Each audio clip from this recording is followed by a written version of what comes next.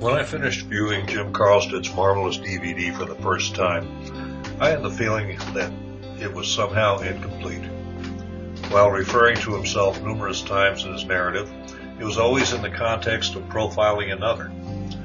What was missing was a profile of Jim himself. Jim is far too modest an individual to have included himself among Fort Lee's top athletes of 1945-60, when in fact he was right up there with the best. It was a privilege to have been his teammate all those years ago, and I feel privileged now to be able to belatedly supply the missing piece.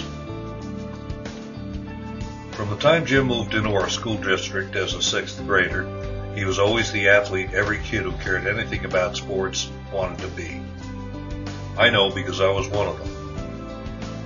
He was an early bloomer, gifted from the start with speed, quickness, strength and explosive power, grace and coordination. Everything but size, as he would top out at a little over 5'9". And unlike so many early bloomers, he never took his gifts for granted, never coasted on his natural ability, and didn't fade down the stretch. Technically, Jim was a 2-sport letterman at the varsity level, but that number could easily have been 4.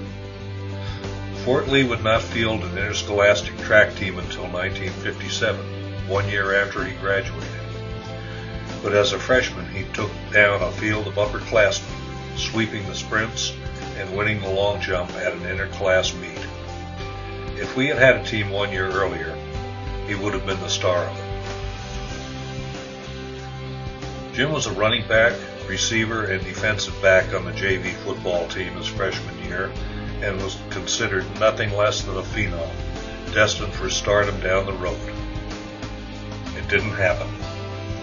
His football career was put on permanent hold after that brilliant first season by withdrawal of parental consent.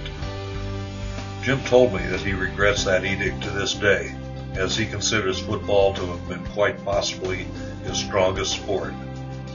But I have a different take on it. Given all that is now known about the risks inherent in playing football, I would counter that Jim's mom was a really smart woman who was far ahead of her time on this one. In baseball, Jim was again considered an early phenom. He lettered in his sophomore year despite not quite living up to that early billing, but in his senior year, he hit close to 400 for an undefeated BCSL championship team while playing an airless center field with several outfield assists. As a 4-year teammate, it was through basketball that I knew Jim best. He was far and away the best player on our not-so-good freshman team. It wasn't that the team didn't have players with potential, but the rest of us were uniformly late bloomers, and we responded to the pressures of our first exposure to interscholastic competition like a bunch of deer in the headlights. Jim, in contrast, played like he belonged. He was a natural wing player with all the tools, even as a freshman, a slasher who could get to the rim or pull up for a virtually unstoppable mid-range jumper, and whose outside shot could keep defenders honest. He was the focal point of our offense and our leading scorer, a role he obviously relished and one he seemed destined to keep through the remainder of his Fort Lee career. Then a strange thing happened between our freshman and sophomore seasons. One of our number, who had been justifiably consigned to the far end of the bench as a freshman, suddenly emerged as the kind of superstar that most coaches don't see in a lifetime. Ed Goldberg. Nobody saw it coming. Ed seemingly popped out of a telephone booth wearing a cape and a big red S on his jersey, and suddenly, probably for the first time in his athletic life, Jim wasn't the man. For me, what happened next defined him as an athlete, teammate, and person. As preseason practice unfolded before our sophomore season, I'm sure I wasn't alone in wondering whether, with Jim and Ed on the court at the same time, there would be enough basketballs to go around. I needn't have. On his own, Jim quickly and quietly redefined his role. No longer the first option, he became a complementary but still dangerous scorer who blended seamlessly into a reprioritized offense. He morphed into our most versatile and high-energy player, a lockdown defender, an accomplished and unselfish passer, and for his size, a ferocious rebounder. It speaks to his ability level and athleticism that he could do this, and to his character that he would. In essence, he voluntarily stepped out of the spotlight for the benefit of his team, that once clueless bunch of freshmen that went on to a BCSL championship and a regional state title in 1956.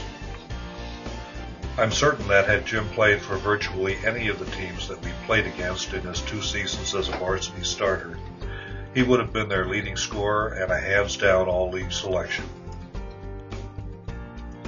Jim's time at Fort Lee outside of sports was, by his own assessment, not all that well spent, and doubtless prompted many to wonder how he would fare in life after high school.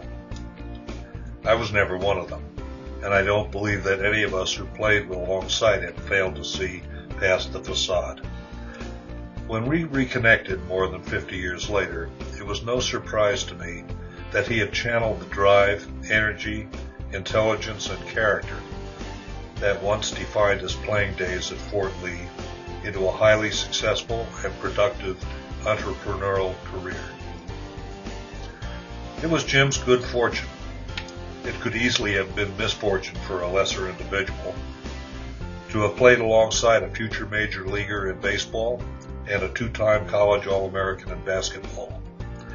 And it is all too easy to overlook just how good he was, or how much he contributed to those championship teams in both sports. Hall of Honor or Hall of Fame? Your pick. Will Andrews, Fort Lee High School class of '56.